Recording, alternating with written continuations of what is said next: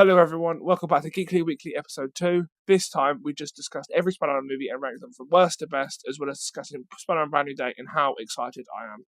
This time we were somewhere a little bit different because someone was in my room the whole time. So we filmed the whole episode downstairs, so if you notice I'm somewhere different, it's because I am somewhere different. Hope you enjoy and let's get on with it. Welcome back to episode 2 of Geekly Weekly, and I see your face right now thinking, you're in a different place than you were last time. That is correct. You might also be thinking, you've got an iPad on your lap. Once again, you are correct. I basically have the house to myself, and my mother is upstairs, so I thought I'll try out some new, different filming locations, and this was one of them, and I think this looks nice. It's too hot, so I've got a fan, so if you hear a fan, I do apologise. The reason I've got the iPad is because what we'll be talking about today is I'll be ranking every Spider-Man movie, and I need my letterboxd list to remember everything in order. So recently, I rewatched every single Spider-Man movie, so every Tobey Maguire, Andrew Garfield, Tom Holland, and both of the Spider-Verse movies. For funsies, really, because I'm a massive nerd and I wanted to do it again. I'm now currently rewatching all the Jackass films, but I will not be doing a ranking of that because they all sort of blend together in my mind, if you get what I mean. Please ignore if there's loads of cuts or if this is very heavily edited. Hay fever is kicking my arse today. So I suppose we better get into the list. Now I am fully aware that this list is going to be highly controversial to everyone because you'll see very soon. My film opinions have always been a little bit controversial and a little bit unorthodox, and you'll definitely sense what I mean as soon as I say the one that's in last place. All I will say is I am only 17 years of age. I didn't grow up on Tobey Maguire and Andrew Garfield. How old was I when Homecoming came out? I was 8 when Homecoming came out, which was the prime Marvel watching time for any young child. So I grew up on Tom Holland Spider-Man. So please keep that in mind. I suppose we better start. In last place, I have Spider-Man 1, Tobey Maguire. Now, I know everyone loves this movie, and I get it's probably very nostalgic for people, but I just can't hack it. I think it's boring. I think the only good stuff about it is Spider-Man's suit is pretty cool. Tobey Maguire's Spider-Man suit has always been pretty awesome. Even the symbiote suit, which we get to. Green Goblin's suit is atrocious. That motorcycle helmet is hideous. I think they could have done a lot better Green Goblin suit for a Spider-Man movie.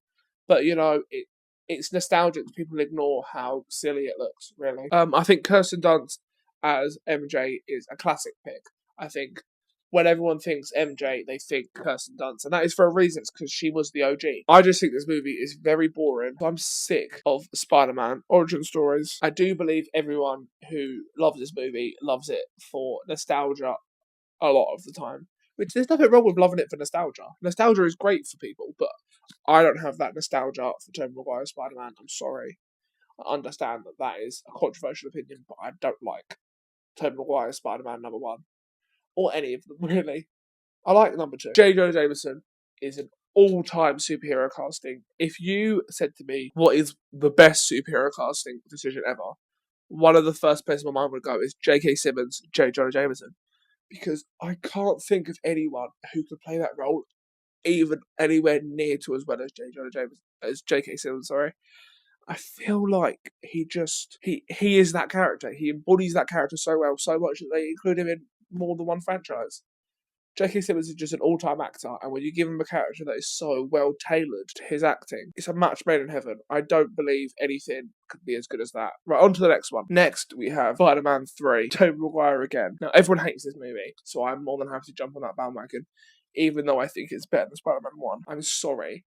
It just has more interesting people. Spider-Man 1 only really has Green Goblin, and the Green Goblin in it, as much as Willem Dafoe is a great actor, I forgot to mention that. Willem Dafoe's Green Goblin is great in the acting standpoint.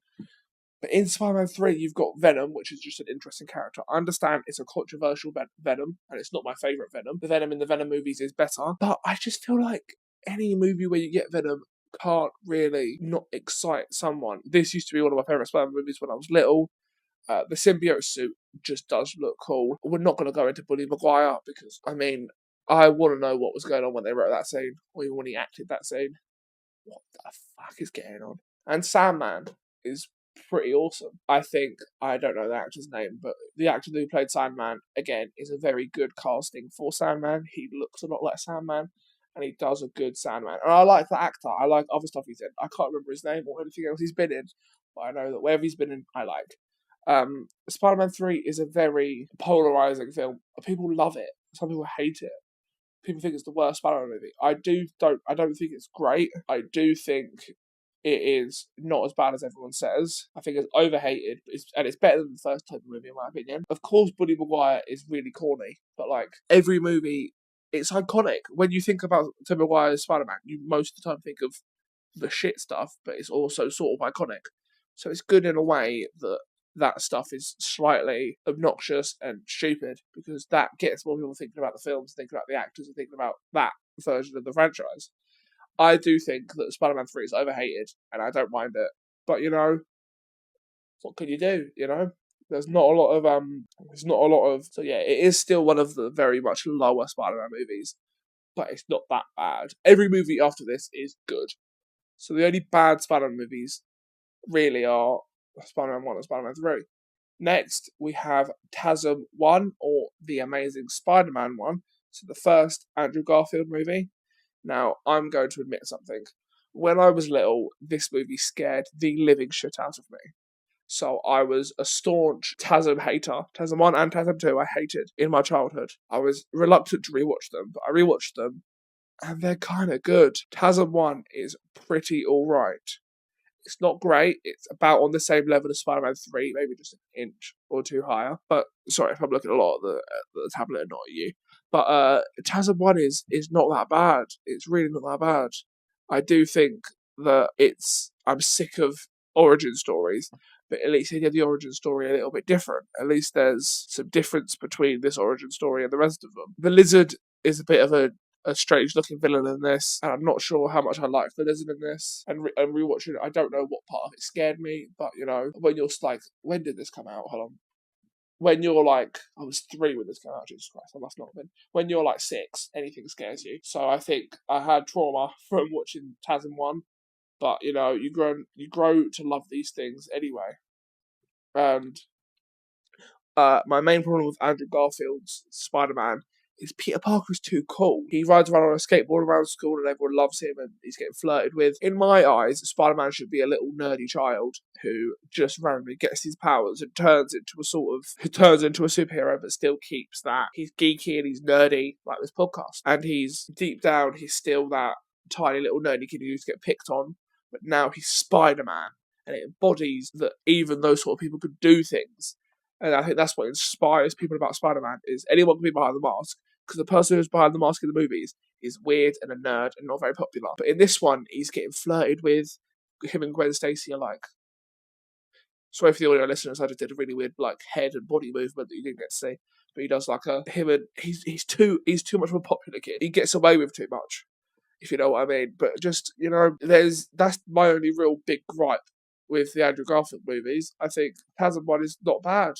It's alright. It's not great. I probably won't watch it again for a very, very long time unless I have to. But, you never know. It's not that bad. Right, here's where we get probably the most controversial. Right above The Amazing Spider-Man 1, I have Spider-Man 2. So that's the last of the Tobey Maguire films. I like it. It's good. This is the first good Spider-Man movie. Dr. Octopus is really cool, and I'm going to look up what his name is. And Alfred Molina, sorry if that's not how you say his name, is great as Dr. Octopus. One thing Tobey Maguire's Spider-Man universe has is they have a lot of great castings. They have Tobey Maguire as Spider-Man, which is cool. I don't mind it. Kirsten Dunst, great casting. J.K. Simmons, great casting. Willem Dafoe, phenomenal casting. I don't know how I feel about James Franco. He's alright. I don't hate him. But yeah, Spider-Man 2. I feel like other than Spider-Man 3, this one is memed a lot as well. I don't really have much to say about this movie. It's just a good run-of-the-mill Spider-Man movie, in my opinion. This is just the basic. This is the threshold of good. It sits right on that edge of this is good, but it's not great. I know this is everyone's favourite movie of all time and everyone's favourite Spider-Man movie of all time. But again, I didn't grow up with these movies, so it's tough to talk about them like I knew them when I was a child. I only really got introduced to Tobey Maguire Spider-Man when I was a little bit older. And it's good. I'm not saying it's bad at all. His movies just bore me a bit, if I'm being honest. I'm sorry to everyone who loves them. I understand they're very popular, but I just can't get with it. I'm sorry, I feel bad. Now, here's where we get slightly more controversial as well. Next, after Spider-Man 2, I have Spider-Man Into the Spider-Verse. Now, I like this movie. There's nothing, I think it's good. Everyone loves it, and it's got a 4.4 average on Letterboxd, but I think that is crazy talk. Into the Spider-Verse is good. It's a good, how do I say this? It's a good theory piece. I love Miles Morales as a character. Miles Morales' character is awesome. I love all the Spider-Men coming together, but this feels a little bit, I don't know, it feels underdeveloped. And I know everyone loves this movie, and the sequel is better because it hasn't been mentioned yet. But I do sort of feel like everyone's love for this movie is unwarranted because there's a better sequel and it's just very run-of-the-mill animated superhero movie. I always feel bad because I know everyone disagrees with me, but this is how I feel. It's a good movie. There is nothing wrong with it. I don't hate it. I don't love it. I watched it recently on the 13th, and it's not that bad. Spider Pig, I love. John Mulaney, I love. It's not as good as some other movies to come. It's overhyped. It's overrated a lot, in my opinion. But that's fine, because my movies I love are very underrated to me and overrated to everyone else. Right. After Into the Spider-Verse, this is probably the most controversial take of them all. I have TASM 2 over Into the Spider-Verse. I really enjoyed Spider-Man, The Amazing Spider-Man 2. I think this is one of the most underrated movies. It's really underrated. I really like Spider-Man, The Amazing Spider-Man 2. I love everything with Andrew and Emma Stone. I love everything to do with. The main problem with this movie is the character design. The Green Goblin in this movie is ugly and horrible, and I don't like it at all. But and Electro looks really weird, but the characters themselves are good. If you if you get past how they look, don't judge a book by its cover. If you get past how they look, not that bad. They're good characters. Electro is a good character. He just looks really funky, if you know what I mean. He's not a bad character. I enjoy his character. It's just, oh, he looks really weird. And Green Goblin is not as good as Willem Dafoe's Green Goblin, but he's a good addition to the movie. And obviously, Gwen being dead is not fun. It's sad. They do a really good job of making it sad. There's a lot of good setup with him giving up and coming back. The suit is awesome. Stuff with his parents is a nice addition. There's a lot to do with this movie that I do like. But I feel like the bad moments, the bad character design overshadow how good this movie is. I'm sorry, I do just love it. Right above The Amazing Spider-Man 2, we have Across the Spider-Verse. Now, I love this movie. I think this movie is fantastic. This is the first great Spider-Man movie. I think this is quite a lot better than Into the Spider-Verse. I think this is better than both Andrew movies. I think this is better than all three Tobey Maguire movies. 4.4 on Letterboxd is reasonable. The average is reasonable because it is a great film. The story is fantastic. The ending is fantastic. The cliffhanger, everything about this movie is just great. I love this movie to no end. I think this is a fantastic film. I think the characters in it mesh really, really well. The relationship between every character fits so beautifully. Different world changing. Oh my god, this might be the greatest looking movie ever. Sorry, I need to start looking at the camera more. This might be the greatest looking movie ever. It looks phenomenal. I see why they're taking a while with the third movie for very many reasons, mainly freaking Shamik Moore. Fuck that guy, by the way. I think everything about this movie just screams Spider-Man. This is when the Spider-Man movies really start to pick up and just get fantastic. Sorry, I'm very passionate about this. I think that all the artsiness and different changing of the worlds, and I'm really excited for the third one, because the third one might be as good as this one, and just, oh my god, it's a banger. It's a banger, it's a banger, it's a banger. Miguel is a great character. All of these added characters add a lot, and Andy Samberg is in this movie, who, if you know anything about me, you know how much I love Andy Samberg. He is like one of my favourite actors or people in the world. Right, now all we have left are the three Tom Holland movies. Because Tom Holland is my favourite Spider-Man, and my top three Spider-Man movies are number 1, No Way Home, Far From Home, Homecoming. Now I understand that is a controversial take because everyone thinks that Tom Holland's movies are bad apart from No Way Home. I will not take any No Way Home slander. No Way Home is the greatest Spider-Man movie and one of the greatest movies. We'll start from number 3, Homecoming. I love Homecoming. It's not an origin story. Tick. Love the fact it's not an origin story. I don't care about Tom Holland's Spider-Man origin. I just care about the fact he's Spider-Man and he's here and he's fighting. The Vulture is not my favourite villain, but I don't really care, if I'm being honest. The villain being a bit shit is not enough to taint this movie. I love the journal parts of him interacting with Iron Man. I think Iron Man is a great add to any Spider-Man movie. I think the only problems I have with this movie are the Vulture and the fact that Tom Holland's Spider-Man is chasing a girl who is not Zendaya. That feels wrong and disgusting, and I hate it. I love all of the I've just come back from fighting the Avengers and now I want to be friendly neighborhood again. This movie is fantastic. I love him trying to blend his superhero life with his normal life. It's just all fantabulous. I love every part of it. It's an amazing, fantastic, beautiful, great film. Homecoming. He's the best. Tom Holland is the best Spider-Man and the best Peter Parker to grace this earth. I do believe that Brand New Day will be awesome, and we will get to Brand New Day after we finish ranking the Spider-Man movies. After Homecoming, I have Far From Home, which I think is a perfect film. Not a perfect film, but it is a near perfect film. I give it 5 stars every time I watch it because, oh my god, the villain Mysterio is, oh my god, beautiful plot twist.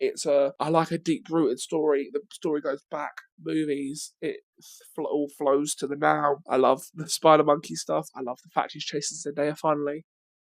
17-year-old me will never know pain like 11-year-old me knew pain when he saw Tom Holland and Zendaya kiss. He was so jealous.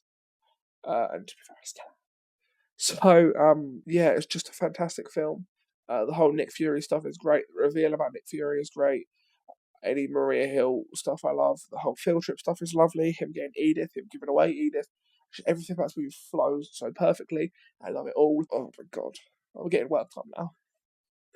All the travelling stuff, all of the drones, the end, how it flows into No Way Home. This movie is great. Finally, have Spider-Man No Way Home is the greatest Spider-Man movie ever created and one of my favourite movies of all time. It is a perfect film. Everything is emotional. It's awesome. It's epic. The fight scenes, all the other Spider-Man join, and it doesn't just feel like they're there for the sake of it. It makes sense. The reason they're there is worthwhile. They're not just cameos. They're an integral part of the story. Everything with Doctor Strange, the visual effects, the fights, when they're going through all the realities, trying to get the box back. Oh my god, this movie could not get any better. How it's so emotional. I cry at the end every single time. And all the villains come back. They improve a lot of the villains. They get rid of the Willem Dafoe motorcycle helmet and give him a better costume. They get rid of the blue weird Electro and give him that cool yellow mask. And then, oh my god, this movie is so good because it improves on the universes of other people. It gives us a little bit more Sandman, which I love. It gives us all the good villains we love. And just everything back. We get a good send-off for every single villain. We get a good send-off for each Spider-Man. They wrap this movie up perfectly. It's emotional at the end. It's guttural and visceral. I'm way too passionate about Spider-Man. It's just a fabulous... I don't know. I can't... About to say it. It's a perfect, beautiful, a phenomenal film that I can never get sick of. Everything... Okay, right, let's just get into Brand New Day. The iPad's going away. I am so excited for Spider-Man Brand New Day. It's crazy. The trailers that we've got, and it looks so... I'm sorry, I'm going to start, crying with happiness. It looks fantabulous. That's my new favourite word, fantabulous. It looks phenomenal. I'm so excited. My tickets are booked for the 31st of July at something like 7 o'clock at night. So if anyone sees me, you will see me possibly in full costume. I'm not going in costume. They keep saying that there are sad moments in this movie, which I will not have. If anyone dies in this movie important, Zendaya or Tom Holland really, I might go into cardiac arrest. The Punisher's in it. I love the Punisher. I've got a theory and feeling Daredevil might be in it, even just for a little bit. And that would possibly put me into a coma of happiness if Daredevil showed up in Spider-Man Day. Love that. The Hulk is there, which is cool, I guess. Sadie Sink is in it, possibly as Jean Grey. What more can you love? Every trailer I've seen is awesome. I love the organic webs. I think that is a cool thing that was in Tobey Maguire's. I love that Tom Holland's going to get it. I've seen people saying that they're going to lean into the man spider idea, which I mean I don't hate, I don't love, but I don't hate it. I wouldn't mind if they decided to do that. If they make it like a body horror, like proper, he turns into like he has 8 legs. I probably won't be best pleased, but it's fine. Everyone's saying that Zendaya should die and that they shouldn't get back together, but I am not of that feeling. I am sappy and I'm a big romantic and I'm a big sucker for anything, even romantic. I want them to get back together and I want them to have a fairy tale ending. I want her to remember. I want everything to go back to normal. I want Tom Holland and Zendaya's characters to be together forever. I want a wedding at the end of it. Everything romantic, I want it in that movie. Do I think they will do that? Probably not. But do I want it? Definitely. I do believe that this movie will be fantastic, and all the trailers, all the posters, everything, it looks cinematic. I can't wait to see it in a cinema. I saw No Way Home in a cinema, and it was I'm going to say it, orgasmic experience. I saw it. That No Way Home has very special memories for me because I'm going to tell you a little story. So I'm not going to give any names. I was in year 9, so this was 3 years ago when Spider-Man No Way Home came out, and it was in a little cinema that is now closed down near me. And it was my friend's birthday, and we all went out to town for his birthday. And I'm just going to say this is not bad. We are all queer in some way or another. One of my friend whose birthday it was is trans. I am a bisexual human being. My friends were wearing pride badges and everything, and we were getting harassed by a group of older children, which probably the same age I was now, and probably the same build I am now. I was a lot shorter then, and I'm now a lot taller now. I'm 6'4". Anyway, I'm getting off track. They were tall and scarier than me, and back then I was a sassy little bitch. I mean, I still am now, but I've learnt my lesson.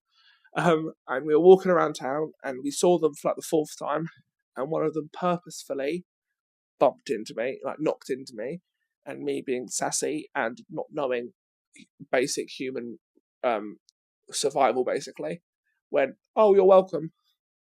What the fuck is wrong with me? I decided to antagonise these group of scary teenagers while I was like 13 or 14, and they started chasing after me and pushing me and trying to not attack. We always say that I almost got jumped, which is sort of what happened, but that's sort of a slightly more dramatic telling of the story. So here comes the embarrassing part for me. I was very scared. I was terrified. I was horrified. They were a lot bigger than me, a lot taller than me. They were chavvy, and I was not. I was with a bunch of gays, which were my friends at the time, and I wish they were still my friends now. I miss some of them now. So we ran into a shop, which we knew the staff were kind.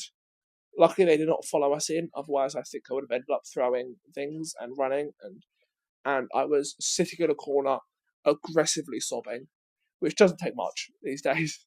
I cry at movies. I wouldn't think I was going to happen when someone tried to hurt me. Aggressively sobbing, called my parents. My father, who is basically the same size as me now and pretty scary looking. Not really.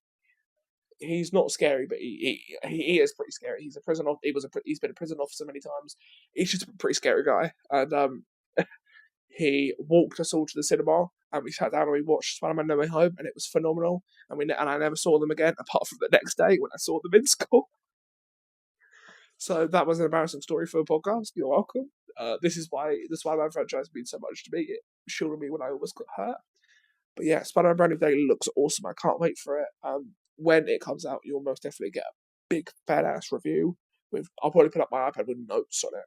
Probably be sitting there, I'll be in that. But yeah, this has been a mega fun episode to film in this setting. I might switch back to upstairs next episode, or I might be here again. I'm not sure. You never know what's going to happen next. Tune in next time to find out. Anyway, that's it for me. Thanks everyone for watching this time. Next episode, we'll be ranking every movie I watched for Pride Month. I watched 30 movies for the 30 days of Pride Month, and I finished them yesterday. Hope you enjoyed this time. Hope you didn't hate my Spider-Man opinions that much. I'll see you next time.